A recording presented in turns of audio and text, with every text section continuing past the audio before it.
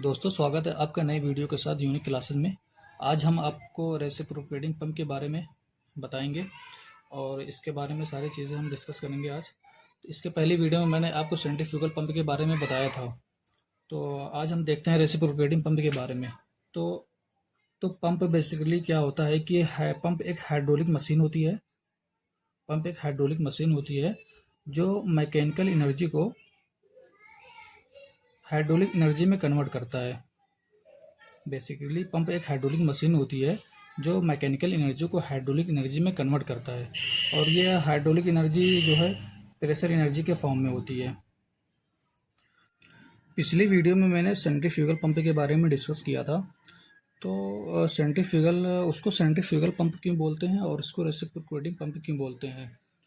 तो पहले हम ये जान लेते हैं कि उसमें क्या होता है कि मैकेनिकल एनर्जी को प्रेशर एनर्जी में कन्वर्ट जो करता है वो सेंट्रीफ्यूगल फोर्स के द्वारा होता है। वो यानी मैकेनिकल एनर्जी प्रेशर एनर्जी में कन्वर्ट सेंट्रीफ्यूगल फोर्स के द्वारा कन्वर्ट होती है। और इसमें रेसिप्रोकेटिंग पंप क्या होता है, इसमें रेसिप्रोकेटिंग पंप में रेसिप्रोकेटिंग मोशन का यूज़ होता है। रेसिप्रोकेटिंग मोशन के द्वारा मैकेनिकल एनर्जी को प्रेशर एनर्जी में कन्वर्ट की जाती है। अब हम इसके प्रिंसिपल के बारे में बात कर लेते हैं। तो इसका मेन प्रिंसिपल होता है लिक्विड की प्रेशर एनर्जी को बढ़ाना। तो रेसिप्रोकेटिंग मोशन का यूज़ करके हम यहाँ पे लिक्विड की प्रेशर एनर्जी को बढ़ा देते हैं। ये हमारा सिलेंडर पिस्टन अरेंज होता है। ये यहाँ से लेके यहाँ तक हमारा सिलेंडर पिस्टन अरेंज होता है। इसमें जो है रेसिप्रोकेटिंग मोशन का यूज़ करके हम लिक्विड की प्रेशर एनर्जी को बढ़ा देते हैं, और जिसको हम डिलीवरी वाल्व के ज़रिए हम बाहर निकाल लेते हैं। तो इस सिलेंडर में हम लिक्विड को फिल कर देते हैं और हम पिस्टन के द्वारा रेसिप्रोकेटिंग मोशन का यूज़ करके लिक्विड को हम पुश करते हैं। और लिक्विड को जब हम फोर्स देकर पुश करते हैं तो लिक्विड में प्रेशर एनर्जी जनरेट हो जाती है।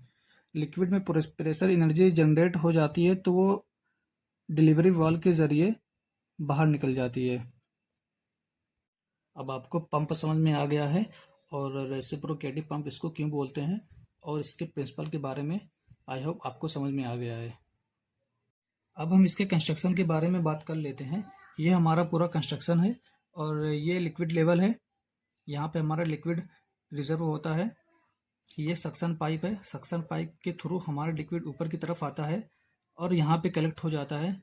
सिलेंडर पिस्टन अरेंज में लिक्विड कलेक्ट हो जाता है और इसमें जो है प्रेशर एनर्जी के थ्रू इसमें रेसिप्रोकेटिंग एनर्जी जो दी जाती है, उसमें रेसिप्रोकेटिंग मोशन के द्वारा इसमें प्रेशर एनर्जी जनरेट होती है, जो कि डिलीवरी पाइप के ज़रिए बाहर की तरफ निकल जाती है। और ये जो हमारा जो है पिस्टन रॉड लगा होता है, जो कनेक्टिंग रॉड से कनेक्ट होता है, और ये हमारा क्रैंक लगा होता है। क्रैंक के रोटेट करने की वजह से यहाँ पे हमारा रेसिप्रोकेटिंग मोशन क्रिएट होता है, जिसकी वजह से हमें प्रेशर एनर्जी मिल जाती है और लिक्विड हमारा ऊपर की तरफ जाके डिलीवरी पाइप के ज़रिए बाहर निकल जाता है। तो इसके कंस्ट्रक्शन में बेसिकली सबसे पहला पार्ट होगा यहाँ से लेकर यहाँ तक। तो इसका बेसिकली पहला हो गया piston rod, connecting rod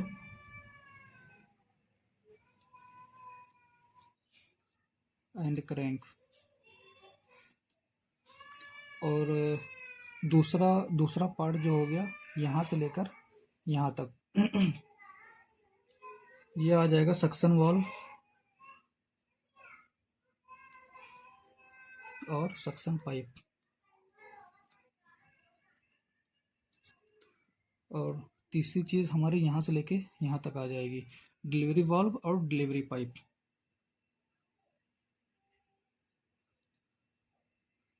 delivery valve और डिलीवरी पाइप।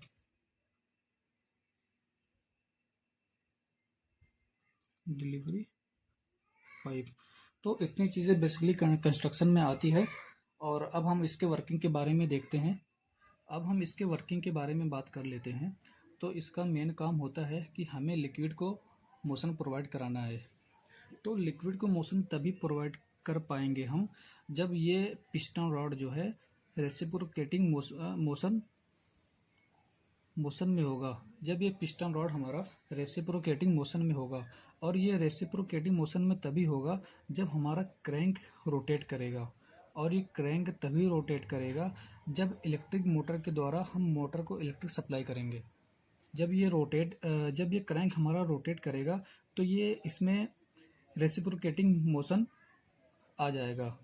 अब हम मोटर में इलेक्ट्रिक सप्लाई करेंगे, इलेक्ट्रिक सप्लाई करने की वजह से क्रैंक हमारा रोटेट करना स्टार्ट कर देगा। और जब ये क्रैंक हमारा रोटेट करना स्टार्ट कर देगा तो यहाँ पे हमारा रेसिप्रोकेटिंग मोशन क्रिएट हो जाएगा।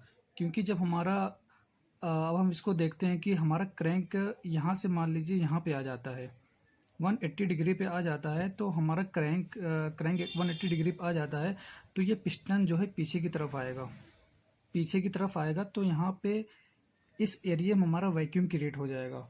और उसके बाद जो है ये हमारा क्रैंक जब रोटेट करता हुआ यहाँ पे आएगा, उसके बाद कनेक्टिंग रॉड जो है आगे की तरफ आएगी, पिस्टन हमारा आगे की तरफ आएगा।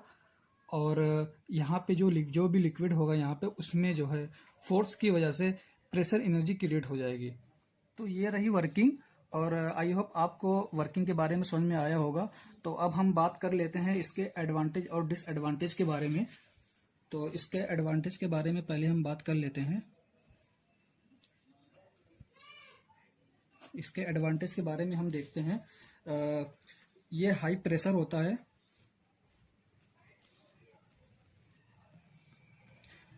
ये हाई प्रेशर के लिए यूज़ किया जाता है। और इसका यूज़ जो है, इसका एक एडवांटेज ये भी है कि ये नॉन विस्कस लिक्विड के लिए भी यूज़ किया जाता है, नॉन विस्कस लिक्विड के लिए यूज़ किया जाता है। तो अब हम डिसएडवांटेज के बारे में बात कर लेते हैं। ये जो है कंस्ट्रक्शन में कॉम्प्लिकेटेड होता है और इसका मेंटेनेंस कॉस्ट जो होता है वो काफ़ी हाई होता है।